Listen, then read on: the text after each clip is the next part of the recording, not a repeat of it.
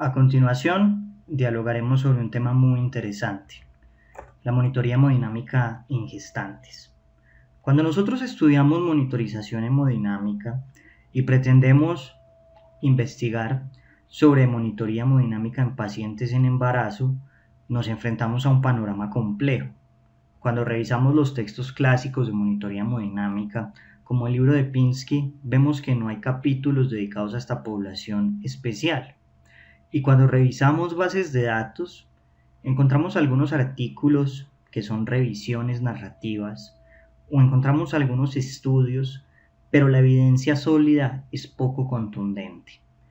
Es así que el intensivista general, cuando recibe una gestante, puede sentir lo que está expresando Cell en esta imagen, debido a que es una paciente extremadamente compleja. Cuando revisamos la literatura, podemos encontrar algunos capítulos en algunos libros especializados en cuidados críticos obstétricos, como lo es el libro Catástrofes obstétricas de Carlos Montufar, de Jorge Hidalgo y de Alfredo Gay. El capítulo 2 de este texto se titula Monitoreo hemodinámico en embarazo y puerperio y será el texto referente durante la realización de esta charla. Se estima que diariamente en todo el mundo mueren 830 mujeres por complicaciones relacionadas con el embarazo o con el parto. En el 2015, alrededor de 303.000 mujeres murieron durante y después del embarazo y el parto, y casi todas estas muertes ocurren en zonas pobres. Cerca del 73% de todas las muertes maternas entre el año 2003 y el año 2009 se debieron a causas obstétricas directas, mientras que las muertes indirectas representaron el 29%, y la hemorragia representó el 27.1% de las muertes, los trastornos hipertensivos el 14% y la sepsis el 10.7%. Se estima que entre 30 a 40 de cada 1000 partos van a requerir que la mujer entre a la unidad de cuidados intensivos y la mortalidad particular en esta situación es de 2.25%. Y las principales causas de ingreso a la unidad de cuidados intensivos son, como podemos ver en esta imagen, los trastornos hipertensivos representando el 46%, las hemorragias que pueden ser por atonía uterina, laceraciones, hematomas, retención de placenta, retención de tejidos, desprendimiento de placenta o gestación ectópica que representan un 27% y las infecciones haciendo referencia a la sepsis y al choque séptico que representan un 16%. El otro 11% son otras causas. Cuando nosotros monitorizamos hemodinámicamente a una paciente, nuestro objetivo es poder dirigir el manejo según las características particulares de la gestante. Y para poder hablar de monitoría hemodinámica es elemental que hablemos de fisiología. Y citando a Magder, amamos la fisiología. Y no podemos hablar de monitoría hemodinámica sin conocer los cambios adaptativos de la gestación y sin tener una idea general sobre monitoría hemodinámica de un paciente no gestante. Recordemos que la concepción genera adaptaciones fisiológicas. Nosotros podríamos definir a grandes rasgos el embarazo como un estado de alto flujo y de baja resistencia. Y las adaptaciones que ocurren durante el embarazo evolucionan en la gestación, continúan en el parto, cambian en el alumbramiento y también en el puerperio. Y estos cambios buscan satisfacer la demanda materno-fetal. En pantalla podemos ver algunas bases que fundamentan la monitoría hemodinámica. Pero la monitoría hemodinámica va más allá de mediciones. La monitoría hemodinámica es fisiología, como estábamos mencionando. La fisiología de la génesis, del aporte y del consumo de oxígeno, donde cada uno de estos protagonistas se integra en una red Y la hemodinamia la podríamos definir entonces como un bucle de determinantes que interactúan para poder garantizar un gasto cardíaco, una adecuada entrega de oxígeno y un óptimo consumo de oxígeno. Y recordemos a grandes rasgos que el gasto cardíaco tiene 4 determinantes: precarga, poscarga, contractilidad y frecuencia cardíaca. Y a su vez, cada uno de estos subdeterminantes tiene otros determinantes. Más importante que el gasto cardíaco es el índice cardíaco, que está individualizado al paciente. Recordemos que, partiendo de las 5 verdades del Dr. Pinsky para la monitoría hemodinámica, el gasto cardíaco normal no existe. El gasto cardíaco se adapta a la situación particular del paciente. Algunos términos a recordar: inotropismo, contractilidad; batmotropismo, excitabilidad; cronotropismo, frecuencia. Cuando nosotros hablamos entonces de los determinantes del aporte y del consumo de oxígeno, debemos partir de lo más pequeño: los contenidos de oxígeno. Los contenidos de oxígeno pueden ser de 3 tipos: contenido arterial de oxígeno, contenido venoso de oxígeno o contenido capilar de oxígeno. Y la fórmula para poder calcularlos tiene 2 componentes.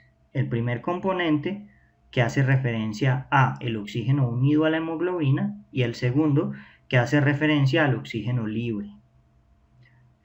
El contenido arterial de oxígeno lo calcularemos entonces multiplicando 1.36 por la hemoglobina por la saturación arterial de oxígeno, que eso representa más del 99% del oxígeno que está unido a la hemoglobina, y el otro pequeño porcentaje lo calcularemos multiplicando 0.0031 por la presión arterial de oxígeno. El contenido arterial de oxígeno normal en general es de 20 mililitros por decilitro.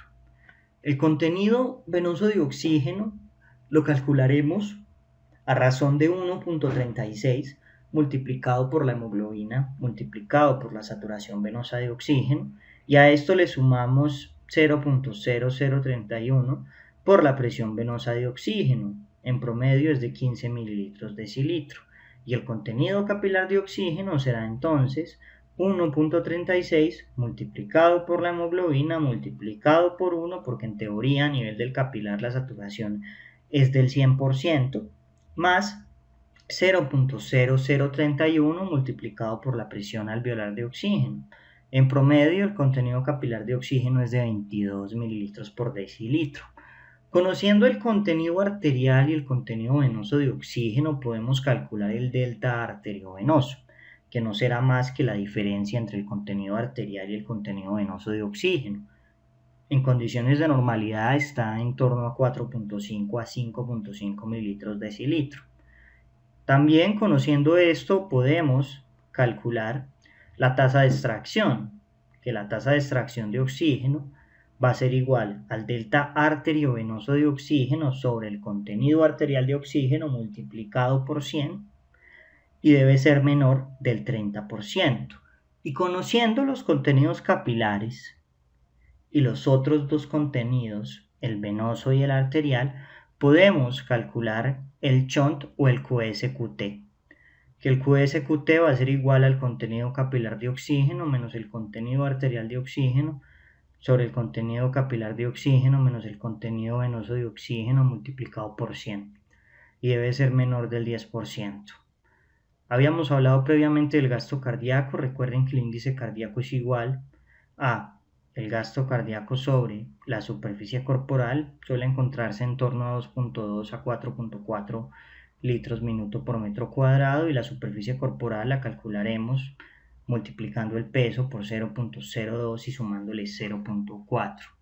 Ahora, nosotros, a partir de lo que acabamos de mencionar, conociendo el contenido arterial de oxígeno, el índice cardíaco y el gasto cardíaco, podemos calcular el índice de aporte y el aporte de oxígeno. El aporte de oxígeno va a ser igual al contenido arterial de oxígeno por el gasto cardíaco por 10, va a estar en torno a 800 a 1100 mililitros minuto, y el índice de aporte va a ser igual al contenido arterial de oxígeno por el índice cardíaco por 10, y va a estar en torno a 500 a 600 mililitros minuto por metro cuadrado. El consumo de oxígeno va a ser igual al delta arteriovenoso de oxígeno multiplicado por el gasto cardíaco multiplicado por 10. El valor normal es de 150 a 300 mililitros minuto y el índice va a ser igual a el delta arteriovenoso de oxígeno multiplicado por el índice cardíaco multiplicado por 10 y el valor normal va a ser de 100 a 180 mililitros minuto por metro cuadrado. Conociendo los índices, nosotros podemos sacar la relación entre el índice de aporte y el índice de consumo, que básicamente es la división de ambos y debe ser menor de 3.3. Otras fórmulas de interés en la monitoría hemodinámica son la del retorno venoso, que es igual a la presión circulatoria media menos la PVC sobre la resistencia venosa y se encuentra en torno a 5 litros por minuto. La presión circulatoria media, que va a ser igual al volumen estresado sobre la compliance vascular, que va a ser en torno a 7 milímetros de mercurio. El volumen sistólico y el índice de volumen sistólico, que no son más que el gasto cardíaco o el índice cardíaco respectivamente sobre la frecuencia cardíaca multiplicada por 1000. Para el volumen sistólico va a ser de 60 a 100 mililitros latido y para el índice de volumen sistólico de 35 a 60 mililitros por latido por metro cuadrado. La resistencia vascular sistémica y la resistencia vascular pulmonar, al igual que los índices de resistencia vascular sistémica y los índices de resistencia vascular pulmonar, también son importantes. La resistencia vascular sistémica es igual a la PAM menos la PVC sobre el gasto cardíaco multiplicado por 80.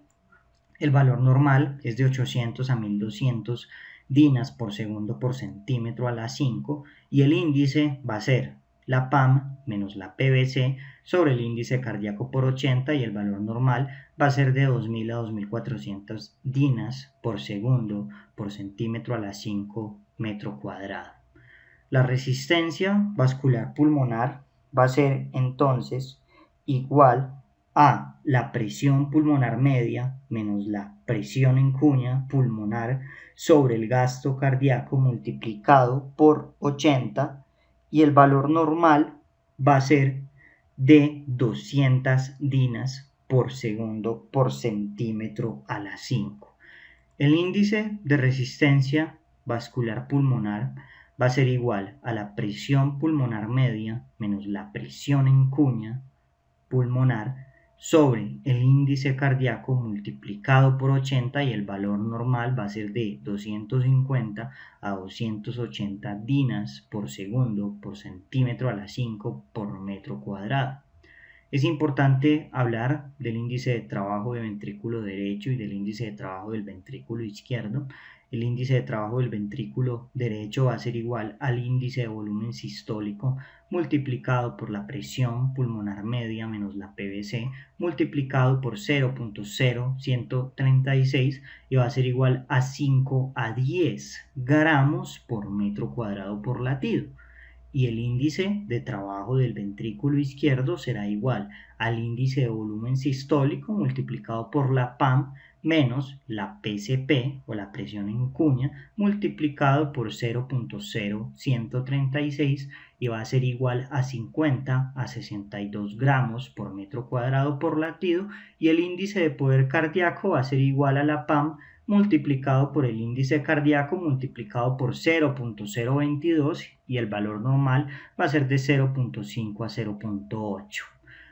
Otras siglas importantes que vemos en pantalla que deben saber qué significan son la de Getty, que hace referencia al volumen global de fin de diástole. Van a encontrar acá también ITBV, que es el volumen sanguíneo intratorácico, VVS, que es la variación de volumen sistólico. También van a encontrar BPP, que es la variación en la presión de pulso, ELWI, que es el índice de agua extravascular pulmonar, PVPI, que es el índice de permeabilidad vascular, y GEF, que es la fracción de eyección global. Todos estos conceptos los iremos mencionando a lo largo de la charla. Y básicamente lo que resumimos previamente es, de manera muy concreta, lo más elemental de la monitoría hemodinámica. Y básicamente lo que acabamos de describir nos permite a nosotros conocer el tipo de choque que presenta un paciente a partir de la clasificación de Weil. En pantalla vemos los valores normales de los parámetros hemodinámicos medidos con un catéter de arteria pulmonar. Vale la pena resaltar que esto es en no gestantes.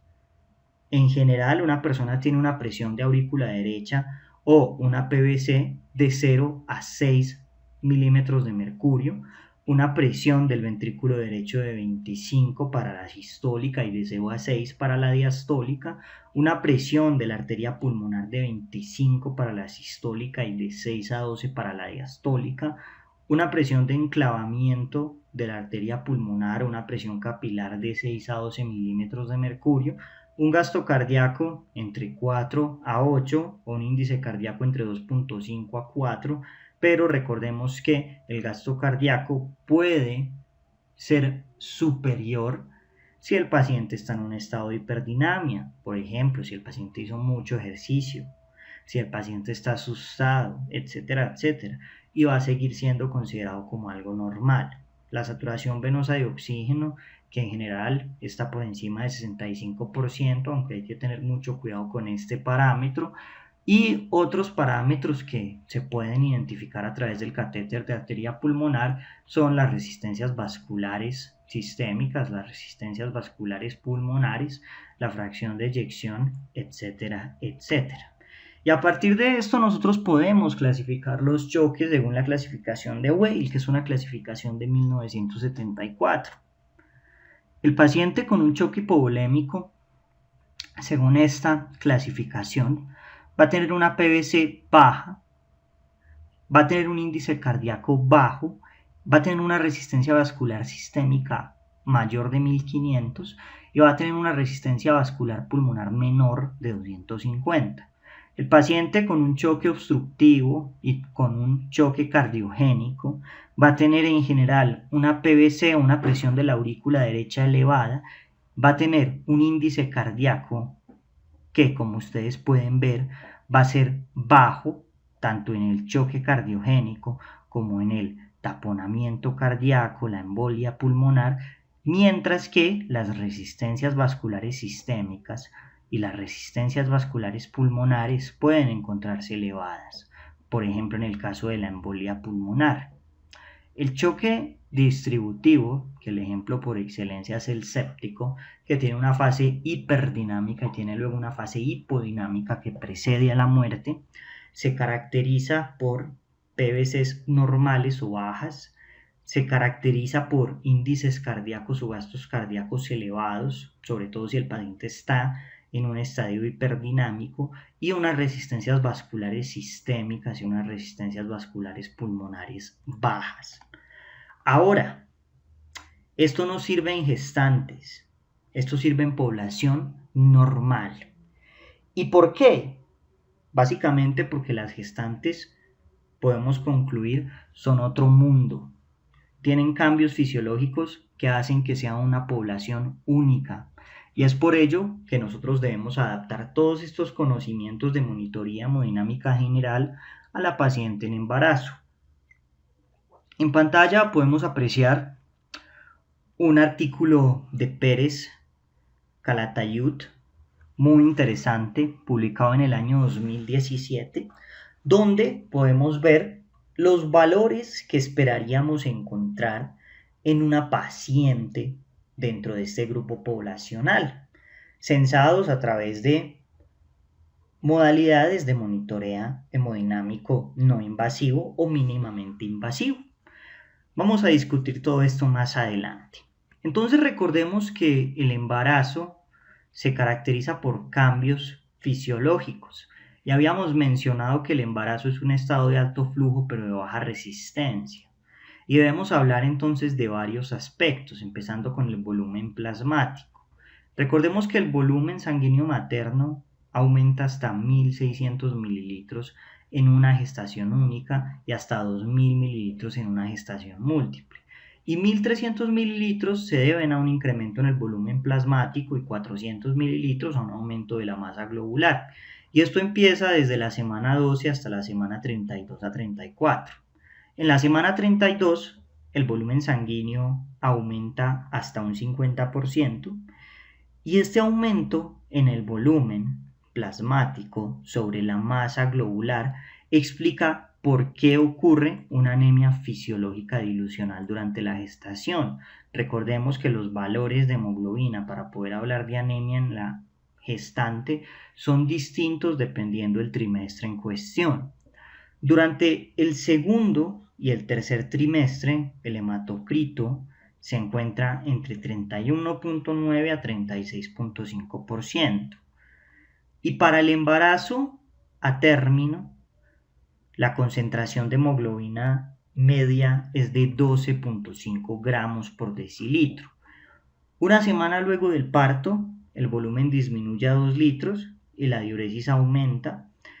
Y la hipervolemia se relaciona también con el aumento de la aldosterona. La aldosterona aumenta por el aumento del estrógeno y esto lleva a una acumulación de aproximadamente 500 a 900 miliequivalentes de sodio, lo que equivale a unos 6 a 8 litros de agua que se van a acumular por el efecto solvente que tienen los líquidos en relación a los solutos. Si aumenta la reabsorción de un soluto, ese soluto va a arrastrar un solvente y en este caso eso equivale a 6 a 8 litros de agua. Y esta hemodilución, si nosotros retomamos la ley que vemos en pantalla, que es la de Hagen-Poiseuille, nos dicta que disminuye la viscosidad de la sangre.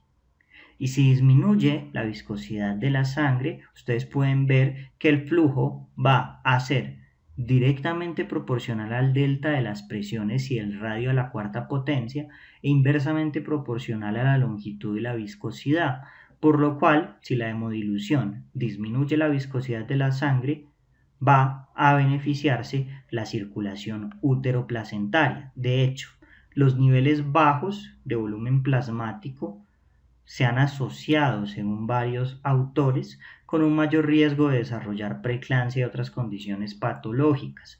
Finalmente, todas estas adaptaciones tienen un objetivo básico y ese objetivo básico es optimizar y garantizar las demandas materno-fetales. En cuanto a la frecuencia cardíaca desde la semana 7 aumenta y al finalizar el tercer trimestre es un 20% más alta que el valor basal. Y esto se debe a una respuesta compensatoria por el aumento del volumen sanguíneo y también se debe a un aumento de los niveles de tiroxina libre. Se estima que la frecuencia cardíaca vuelve a la normalidad 2 semanas luego del posparto. En cuanto al volumen sistólico, se sabe que a la 8ª semana de gestación el volumen sistólico aumenta y el máximo aumento ocurre entre la semana 16 a la semana 20. A la semana 20 ha aumentado un 30%.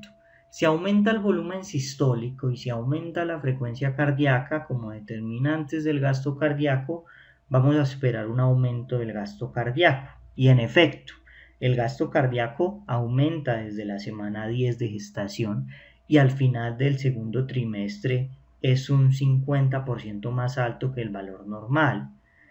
En la paciente gestante, la posición también afecta al gasto cardíaco y esto es algo muy importante.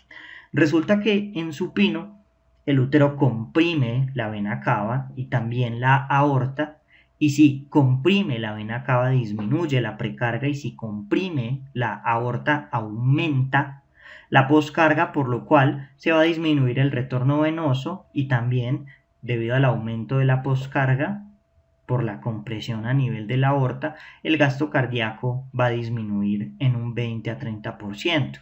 Y esto explica por qué en supino la paciente gestante puede presentar hipotensión, diaforesis, taquicardia, síncope y disminución de la perfusión útero-placentaria. Mientras que en posición lateral se optimiza. Por eso, cuando nosotros hablamos de sepsis en pacientes obstétricas, como se discute en otra conferencia, las pacientes se ponen de cúbito lateral izquierdo. También se sabe que el trabajo de parto aumenta el gasto cardíaco. Una hora luego del parto, el gasto cardíaco aumenta alrededor de un 22% y el gasto cardíaco luego empieza a disminuir progresivamente entre las 2 a 4 semanas posparto, volviendo a valores normales a las 6 semanas posparto. En cuanto a las resistencias vasculares y la presión arterial materna disminuye al primer y al segundo trimestre y en los últimos 2 meses del embarazo regresa al nivel pregestacional. Los valores diastólicos disminuyen aproximadamente unos 10 milímetros de mercurio y los valores sistólicos, según el autor, disminuyen en torno a 3 a 5 milímetros de mercurio, aunque algunos autores hablan de unas disminuciones más grandes. La resistencia vascular sistémica disminuye en un 21% y la resistencia vascular pulmonar disminuye en un 34%. ¿Por qué? Esto se debe básicamente a la progesterona. La progesterona genera un efecto de dilatación y ese efecto de dilatación lleva a que disminuya la resistencia vascular. También disminuye la resistencia vascular uterina. Esto con el objetivo de garantizar un adecuado aporte de oxígeno al feto. En cuanto a la presión coloidosmótica, recordemos que la presión coloidosmótica controla si el fluido permanece dentro del capilar o pasa a través de la membrana hacia el espacio intersticial, al menos según la doctrina clásica. Esto lo hemos analizado a mayor profundidad en las charlas de sepsis. La presión coloidosmótica se debe a proteínas como la albúmina, las globulinas, el fibrinógeno, entre otros. Y básicamente, la carga neta negativa de estas proteínas permite mantener la electroneutralidad a través de la membrana capilar. ¿Por qué? Debido a que atrae cationes de sodio manteniendo una electroneutralidad a través de la membrana capilar. Y la presión coloidosmótica o osmótica coloidal, como deseen llamarla, se puede calcular con los niveles séricos de proteínas o de albúmina. Y Mois y Cotton recomiendan las fórmulas que vemos en pantalla.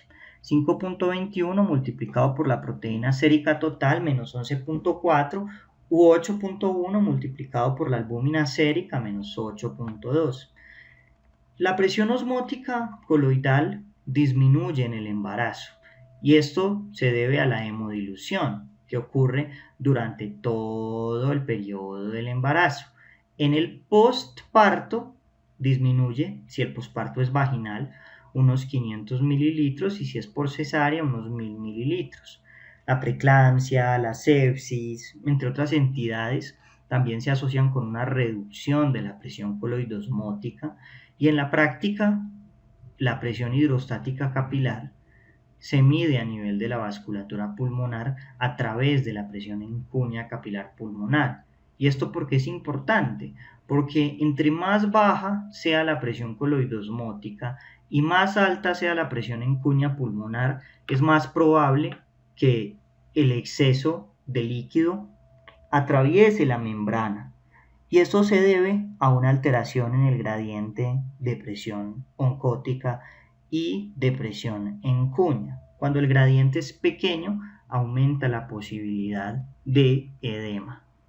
En pantalla podemos ver un resumen sobre los cambios en varias variables fisiológicas en el embarazo a término, en el posparto o en la labor de parto.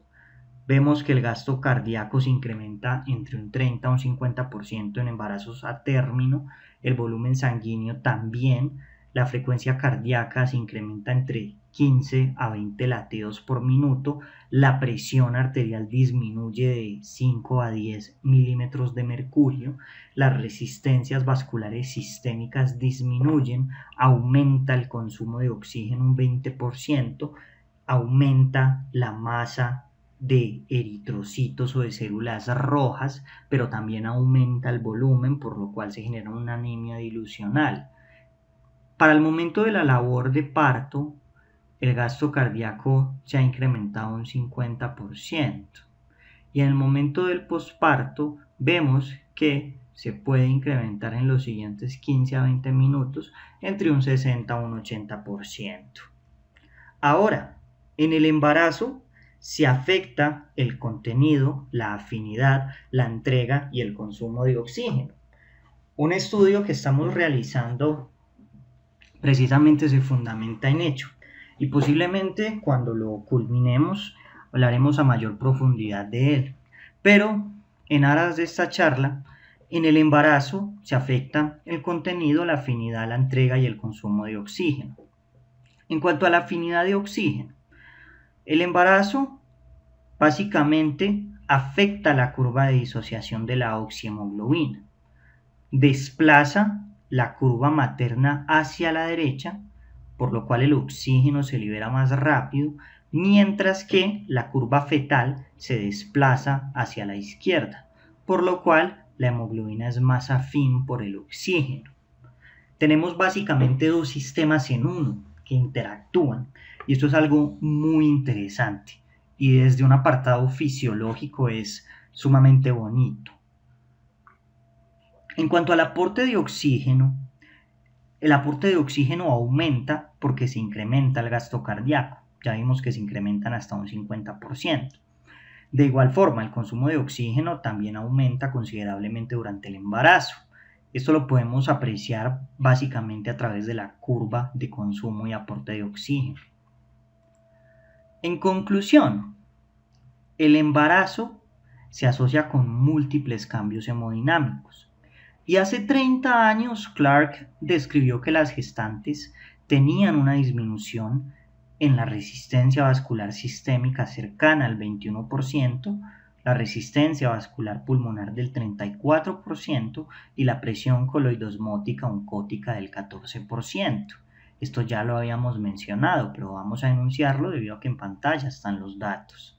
Durante la gestación aumenta el gasto cardíaco en un 43% y la frecuencia cardíaca en torno a un 17%, pero no hay cambios significativos según Clark en la presión de enclavamiento capilar pulmonar, la PVC, el índice de trabajo del ventrículo izquierdo o la presión arterial media.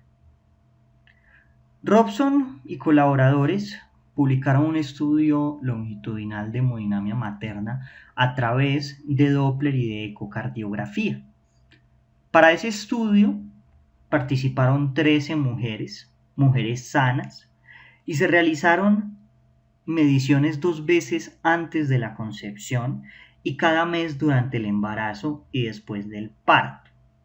En este estudio de ecocardiografía, el gasto cardíaco aumentó a las 5 semanas de embarazo y el aumento fue continuo hasta las 24 semanas, donde era de un 47% más alto, pero no se observaron otros cambios importantes. Estos cambios básicamente, según el autor, se debían a elevaciones en la frecuencia cardíaca y el volumen sistólico, al igual que el aumento que acabamos de describir de la frecuencia cardíaca es algo que se apreció desde la semana 5 de gestación hasta la semana 32. También hubo aumentos en el volumen sistólico desde la semana 8, alcanzando su punto máximo hacia la semana 20. Luego de la semana 38 hubo una ligera disminución del volumen sistólico, pero no fue significativo. Otro autor que también ha escrito sobre cambios hemodinámicos en gestantes mediante otros sistemas es Barton, que utilizó puntualmente cardiotocografía de impedancia torácica. Lo utilizó en una muestra significativa, 98 mujeres gestantes sanas, que fueron examinadas de 3 a 5 veces durante las semanas 20 a 40, y el autor encontró que el volumen sistólico aumentaba durante la semana 20 a 24 y luego disminuía durante las semanas 36 a 40. De igual forma, el gasto cardíaco se incrementaba y el gasto cardíaco empezaba a disminuir un poco entre las semanas 32 a 36, pero tardaba para poder volver a un valor de referencia. Y la frecuencia cardíaca en el estudio de Barton aumentó de manera constante. La presión arterial fue más baja en las semanas 24 a 28, la resistencia vascular sistémica fue más baja en las semanas 28 a 32 y luego aumentó ligeramente en el momento del embarazo a término. Durante el trabajo de parto también hay cambios hemodinámicos. El gasto cardíaco basal aumenta desde una media antes del trabajo de parto de en torno a 6.99 litros minuto o 7 litros minuto hasta 7.88 o 8 litros minuto. También durante las contracciones uterinas hay un aumento adicional del gasto cardíaco y la presión arterial media aumenta durante el trabajo de parto, posiblemente como consecuencia del dolor. Una hora luego del parto, la frecuencia cardíaca y el gasto cardíaco vuelven al valor normal. Y luego de 24 horas, las variables hemodinámicas en general vuelven a los valores previos del trabajo de parto. El volumen sistólico y el volumen diastólico final se van a mantener constantemente elevados entre la semana 6 a la semana 12 de posparto. Y la resistencia vascular sistémica se va a mantener disminuida en comparación con el valor basal de la paciente hasta aproximadamente 3 meses luego del parto, o sea, 12 semanas. Esta diapositiva es muy bonita porque percátense que de cierta forma la monitoría hemodinámica se integra con otros estudios como por ejemplo la monitoría fetal. ¿Por qué? Habíamos mencionado entonces que el embarazo facilitaba la difusión de oxígeno desde los alvéolos a los glóbulos rojos y en general cuando nosotros mirábamos la curva de disociación de la oxihemoglobina podíamos apreciar que existían y convivían dos sistemas. Entonces, los glóbulos rojos transportan oxígeno hasta los espacios intervellosos de la placenta. El oxígeno luego se va hacia los tejidos fetales.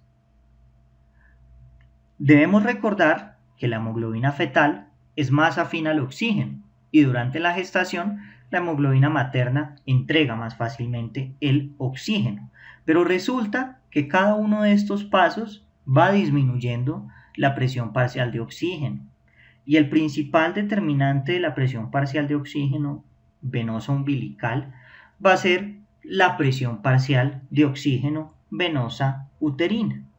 De igual forma, la saturación de oxígeno de la sangre venosa uterina va a depender básicamente de la saturación arterial de oxígeno materno, del contenido arterial de oxígeno materno y obviamente de la perfusión uterina. La perfusión uterina puede disminuir con las contracciones uterinas porque hay un aumento de la resistencia vascular uterina. Y la respuesta a esa disminución es aumentar la frecuencia cardíaca fetal basal. Pero si la hipoxemia fetal es continua, empiezan a aparecer desaceleraciones tardías. Y si la hipoxemia continúa aún más, aparece acidemia. Y cuando aparece acidemia, empieza a disminuir la variabilidad de la frecuencia cardíaca fetal. Y esto lleva a la aparición de este patrón tan interesante que se conoce como patrón sinusoidal. Finalmente llegamos a algunas indicaciones potenciales de monitoría hemodinámica en pacientes obstétricas. Y este autor nos propone dividirlas en misceláneas, indicaciones renales, pulmonares y cardíacas.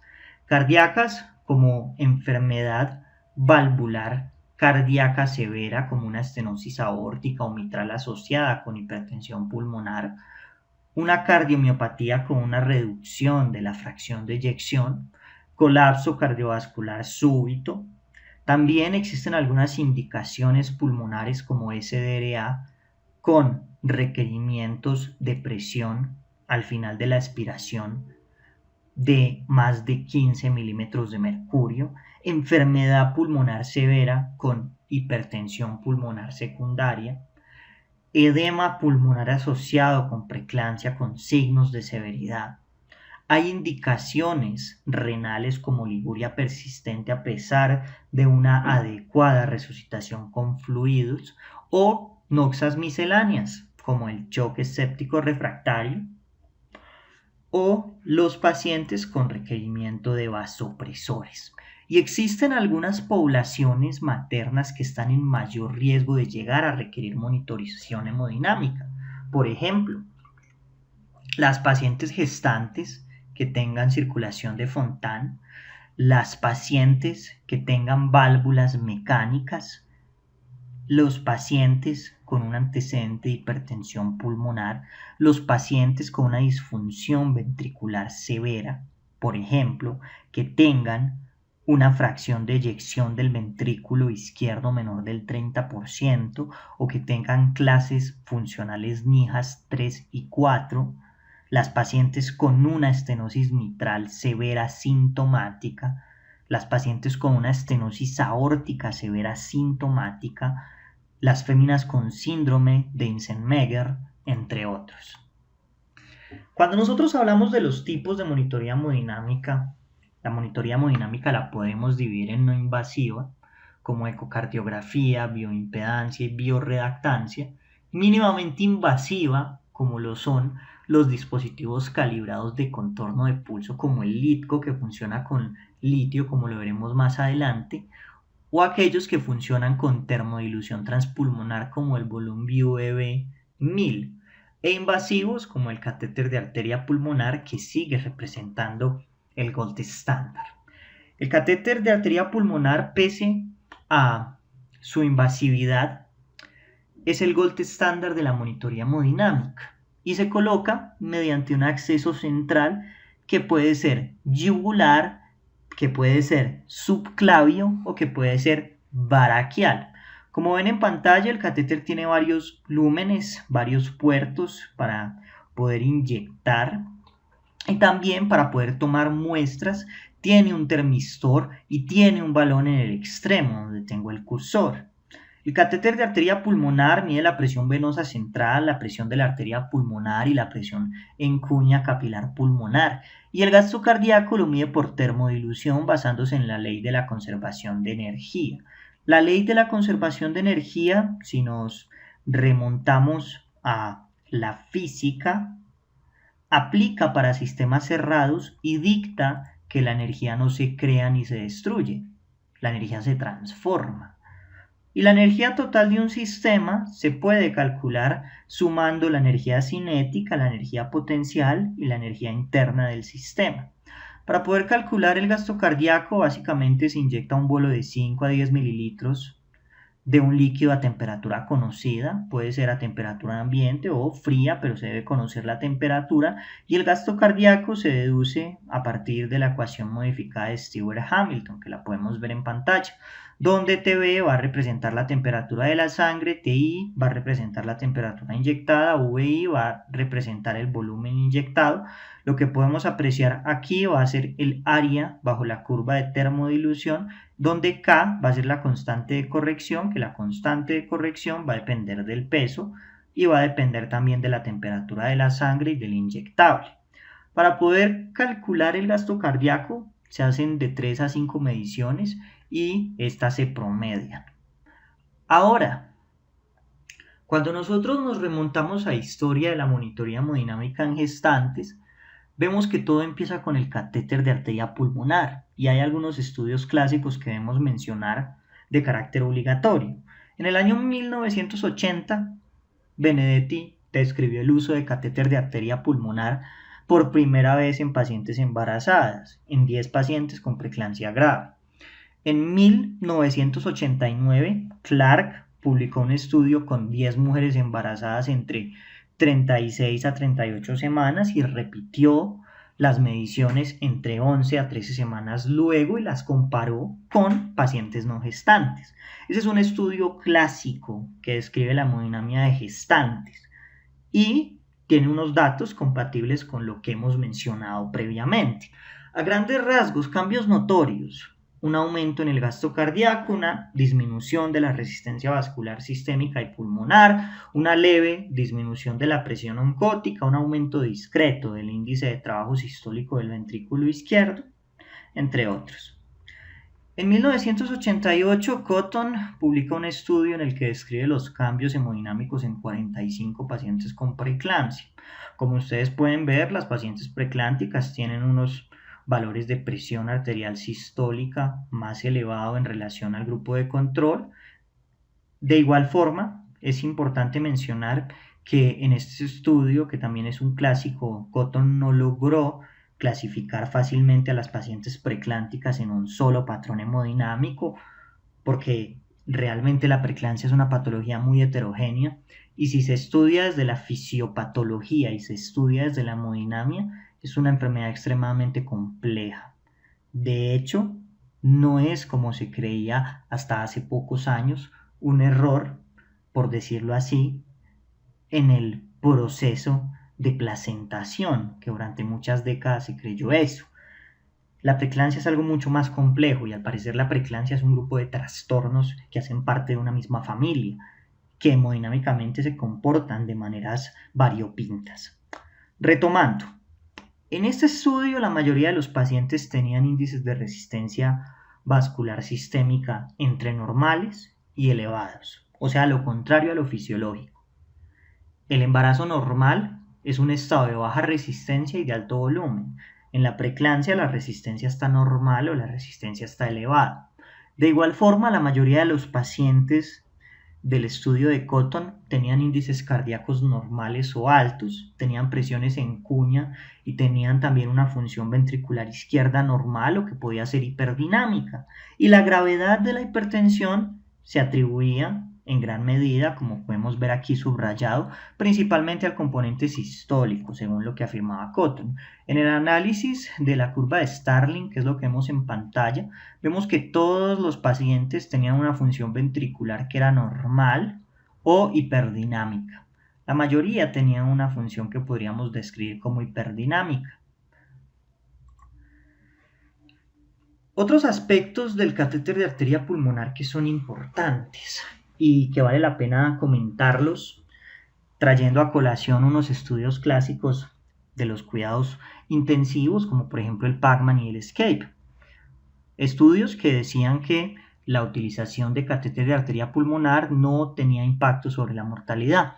Y eso es algo que se discute mucho y esos estudios llevaron a que disminuyera la utilización de catéter de arteria pulmonar, siendo el gold estándar.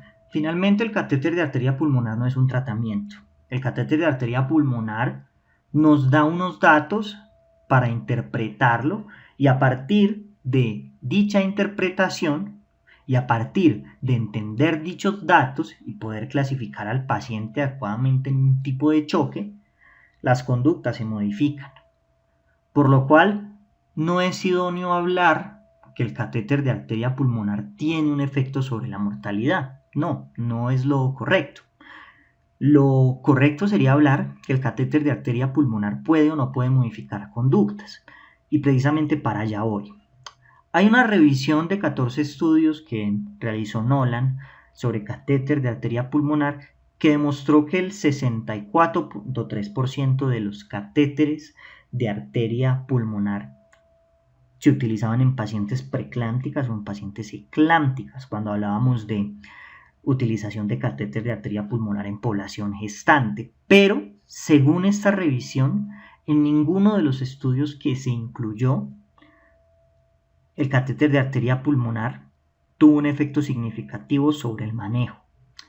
Pero esto es contrario a lo que reporta Gilbert en un análisis retrospectivo de 100 casos del año 2000, donde documenta que el catéter de arteria pulmonar utilizado en el contexto de preeclampsia con signos de severidad o preeclampsia grave complicada, como la definía él en su estudio, que estaba complicada en 53 casos por compromiso renal, en 30 por edema pulmonar y en 17 por eclampsia, el catéter de arteria pulmonar, al menos en 93 casos, modificó las conductas. De igual forma, Gilbert describe que la presión en cuña y la PVC se encontraban más elevadas en el subgrupo de pacientes que presentaban complicaciones asociadas a edema pulmonar, pero curiosamente la PCP y la PVC eran normales en pacientes con eclampsia y con falla renal.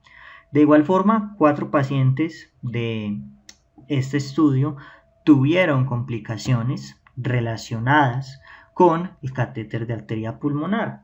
Recordemos algunas de las complicaciones de este procedimiento simplemente por hacer el ejercicio: neumotórax, arritmias ventriculares, embolias aéreas, infartos pulmonares, rupturas de la arteria pulmonar, sepsis, trombosis vascular, también enredamiento intracardíaco y daño de las válvulas.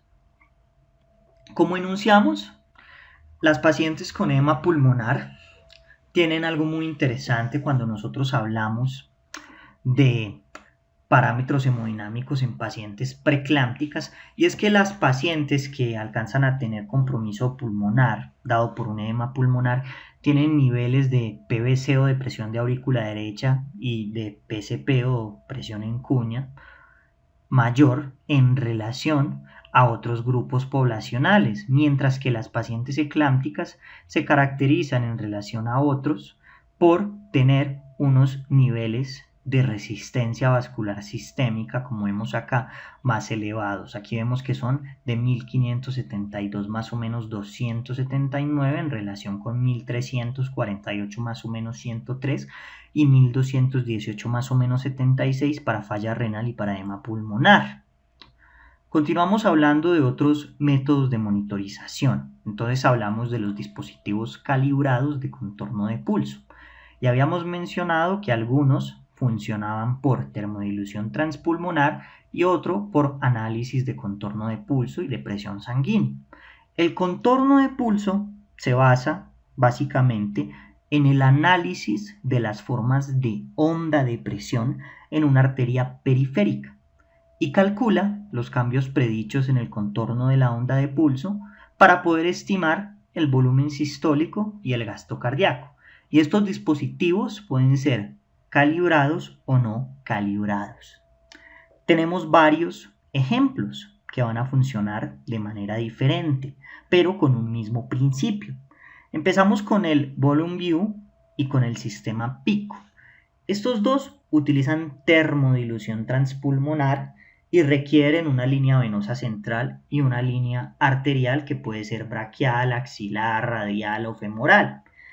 Esa línea tiene una punta donde hay un termistor y permite calcular la PVC, el gasto cardíaco, la presión, el volumen diastólico global y también el agua pulmonar extravascular. En cuanto a la utilización de dispositivos de termodilución transpulmonar en gestantes, hay estudios pero requieren mayor validación. Tenemos otro sistema que es el LiDCO Plus, que el LiDCO es un sistema que utiliza el análisis del contorno de pulso con un indicador de litio. Requiere también la colocación de una línea arterial, también la colocación de un catéter venoso, pero el catéter venoso puede ser periférico o puede ser central, y a través de ese catéter se pasa un bolo de litio. También el sistema tiene un sensor de litio. Recordemos que el litio es teratogénico, por lo cual el LiDCO no debe utilizarse en el primer trimestre del embarazo, pero en teoría es seguro en los otros trimestres. Bueno, entonces el PICO nos permite a nosotros evaluar algunos parámetros relacionados con la precarga, como por ejemplo lo es el volumen global al final de la diástole, como lo es el volumen sanguíneo intratorácico, como lo es la variación o la variabilidad de volumen sistólico y la variabilidad o la variación de la presión de pulso. También permite evaluar parámetros asociados con la poscarga, como la resistencia vascular sistémica, variables asociadas con la contractilidad, como la fracción de eyección global, también como el índice de función cardíaca o como la contractilidad ventricular izquierda máxima. También permite evaluar el exceso de agua a nivel pulmonar a través de el agua pulmonar extravascular o el índice de permeabilidad vascular pulmonar. Vamos a hablar un poco sobre esto. El índice de función cardíaca básicamente es la relación entre el índice de gasto cardíaco y el índice de volumen diastólico global. Es una medición que nos permite evaluar el desempeño del gasto cardíaco en relación con su precarga. El índice de volumen diastólico global básicamente es el volumen de sangre contenido en las 4 cavidades del corazón durante la diástole. El índice de volumen sanguíneo intratorácico básicamente es el volumen de sangre en las 4 cavidades del corazón más el volumen de sangre en los vasos sanguíneos pulmonares. La variabilidad de volumen sistólico básicamente refleja la sensibilidad del corazón a los cambios cíclicos de la precarga inducidos por la ventilación mecánica y predice respuesta a volumen. El punto de corte es de 13% para poder saber si el paciente responde o no responde a volumen. Lo mismo pasa con la variabilidad de presión de pulso. El índice de resistencia vascular sistémica ya lo habíamos mencionado previamente cuando estábamos hablando sobre generalidades de monitoría hemodinámica en la población y básicamente representa la resistencia vascular periférica y se calcula como la diferencia de gradiente desde la aorta hasta la aurícula derecha y está inversamente relacionado con el flujo sanguíneo. El índice de agua extravascular pulmonar básicamente es la cantidad de contenido de agua en los pulmones o en otras palabras el grado de edema pulmonar y es indicativo de la presencia y de la gravedad del edema pulmonar. Y finalmente el índice de permeabilidad vascular pulmonar es una indicación del edema pulmonar en relación con la precarga. En otras palabras, el índice de permeabilidad vascular pulmonar permite diferenciar si el edema del paciente se debe a un aumento en la presión hidrostática o se debe a un daño en la membrana alveolo-capilar. En cuanto al LITCO, el LITCO, como hemos mencionado, funciona con litio. Para la calibración se tiene que inyectar una dosis de 0.3 milimoles por litro de litio. Requiere una línea arterial y un acceso venoso, sea central o periférico. No debe utilizarse en el primer trimestre. El litio se utiliza porque el litio es perfecto para la dilución del indicador. ¿Por qué? Porque no tiene metabolismo significativo en el primer paso y tampoco tiene pérdida en la circulación pulmonar, además de que el litio se redistribuye rápidamente. Además, el litio es barato y se encuentra básicamente en la mayoría de los países de Latinoamérica. De hecho, Bolivia, Chile y Argentina producen el 85% del litio o son dueños de la reserva del 85% del litio a nivel global. Básicamente, esto tiene un sensor de litio y ese sensor de litio genera una curva de la concentración en función del tiempo a nivel de la línea arterial y el gasto cardíaco se calcula utilizando la dosis de litio y el área bajo la curva. Requiere mediciones de control de hemoglobina sérica y también mediciones de cloruro de sodio, esto con fines de calibración, así como valores indexados como la altura y el peso de la gestante. De igual forma, debemos mencionar que en teoría la dosis de litio no tiene efectos farmacológicos ni tóxicos, pero en el primer trimestre puede ser tóxico. Otro sistema es el FlowTrack y el Vigileo, que utiliza análisis de la onda de presión sanguínea y se basa en el principio de que la presión de pulso aórtico es proporcional al volumen sistólico y es inversamente proporcional a la complacencia aórtica. Lamentablemente no proporciona datos verdaderamente continuos y no ha sido validado en el embarazo. Otro sistema que debemos mencionar es el sistema Mosquert. El sistema Mosquert utiliza el método de Pram, utiliza una versión modificada del algoritmo de Westlink de análisis de la onda de pulso arterial, requiere un catéter de arteria que puede ser radial. Básicamente, el volumen sistólico es proporcional al área bajo la porción diastólica de la onda de presión arterial dividido por las características de la impedancia aórtica, y la impedancia aórtica se obtiene a partir de los datos morfológicos de la curva de presión sin necesidad de calibración. La impedancia aórtica es estimada mediante una fórmula que utiliza los principios de la mecánica cuántica y de la dinámica de fluidos. Los dueños del Mosquert la reservan y el volumen sistólico se calcula para cada latido y finalmente el gasto cardíaco se obtiene básicamente multiplicando el volumen sistólico por la frecuencia cardíaca. Lo mismo que ocurría con el Vigileo o con el FlowTrack, el Mosquert no cuenta con estudios de validación. Dyer y colaboradores compararon las mediciones del gasto cardíaco con el sistema LITCO versus los valores que se obtenían por termodilución en pacientes con preeclampsia grave que se encontraban en el posparto. Ellos monitorizaron 18 pacientes de 24 a 96 horas de posparto y las mediciones se realizaron a los 0, los 15 y los 30 minutos luego de la calibración. En los gráficos de Bland-Altman se mostró que la termodilución tenía un sesgo positivo de 0.58 litros minuto para la comparación entre la termodilución y el sistema LITCO.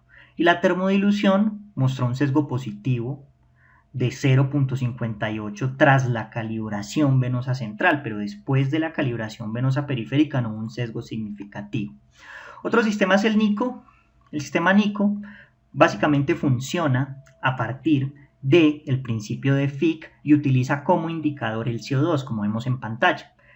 En teoría, nosotros conociendo el CO2 podemos conocer el gasto cardíaco si tenemos en cuenta que el gasto cardíaco es igual a la producción de CO2 sobre el entitlement de CO2. Lamentablemente sus resultados no son confiables en pacientes con niveles de PCO2 por debajo de 30 milímetros de mercurio y la mayoría de las gestantes tienen niveles de PCO2 por debajo de 30 milímetros de mercurio. Además, tampoco es confiable en pacientes con alteraciones del espacio muerto o en pacientes con alteraciones de la ventilación y la perfusión. En otras palabras, el método de NICO no es confiable en pacientes gestantes. La ecocardiografía Doppler se ha utilizado y tiene un valor similar al catéter de arteria pulmonar, pero no tiene las complicaciones y la invasividad del catéter de arteria pulmonar. Esterling publicó 2 estudios, que los podemos ver en pantalla, en los cuales demostraron que la correlación entre el Doppler y termodilución por catéter de arteria pulmonar en relación a la medición del gasto cardíaco era óptima. Más adelante vamos a ver unos datos más concretos.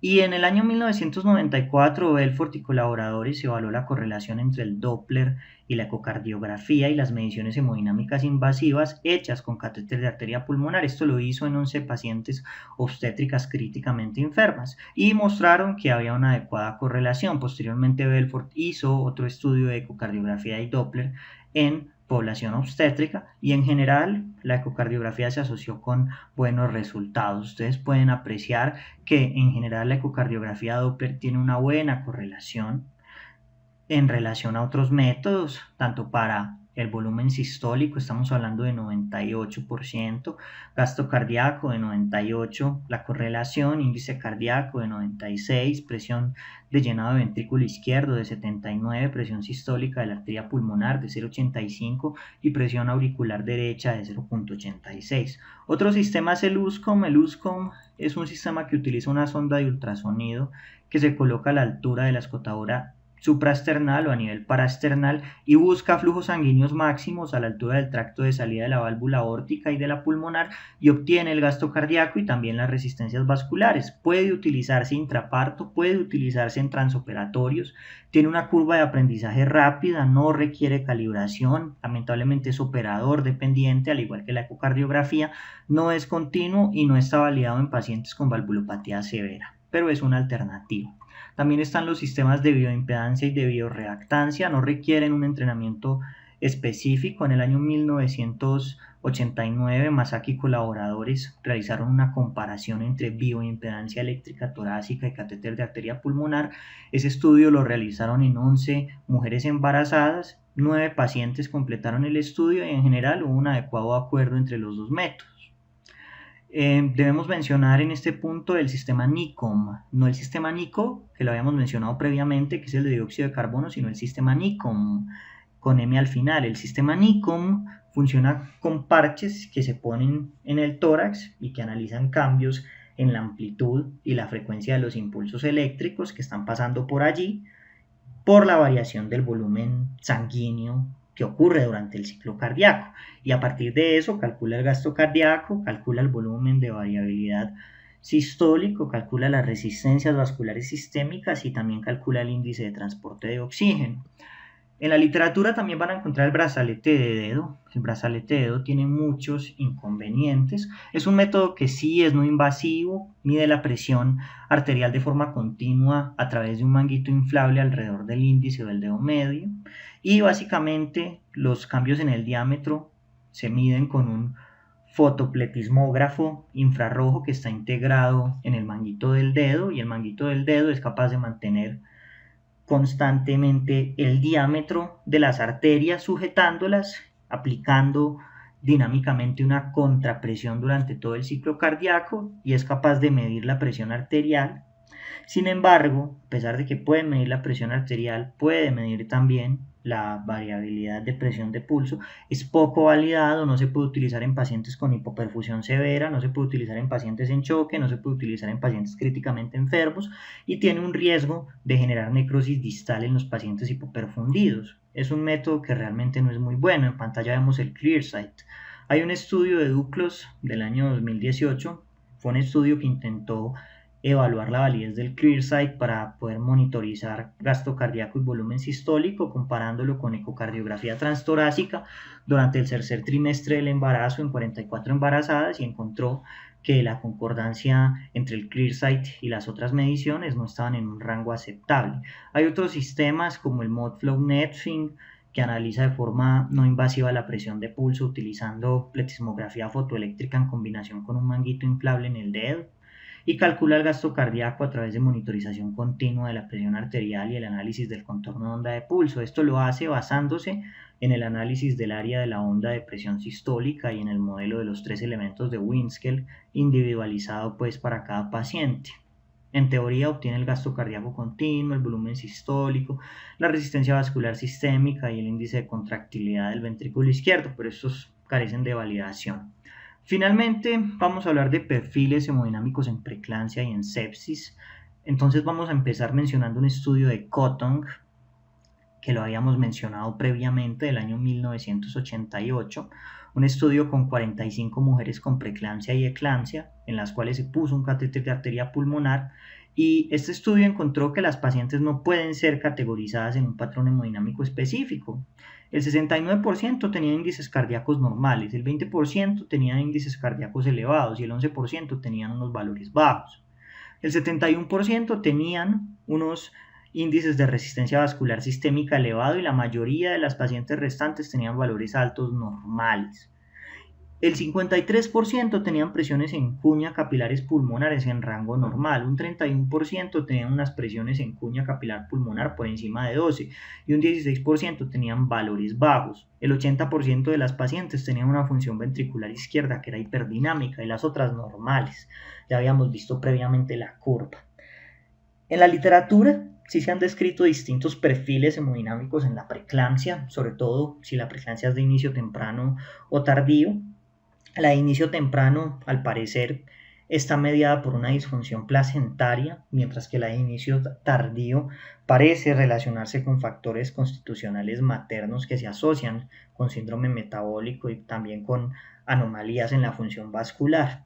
En este orden de ideas hay un estudio de Valenis, que lo pueden ver en pantalla, que comparó la hemodinamia de pacientes con preeclampsia temprana, que el autor lo definió como menos de 34 semanas, y tardía por encima o igual a 34 semanas, y encontró que las pacientes con una preeclampsia temprana tenían una presión arterial más alta y una resistencia vascular sistémica más alta, con frecuencias cardíacas más bajas, volúmenes sistólicos y gastos cardíacos más bajos, y niveles más altos de proteínas antiangiogénicas de origen placentaria y niveles más bajos de proteínas proangiogénicas, mientras que las que desarrollaban preeclampsia de inicio tardío tenían un mayor volumen sistólico, gasto cardíaco, frecuencia cardíaca, con resistencias vasculares más bajas, además de menos patología placentaria y unos niveles más normales de proteínas proangiogénicas de origen placentario.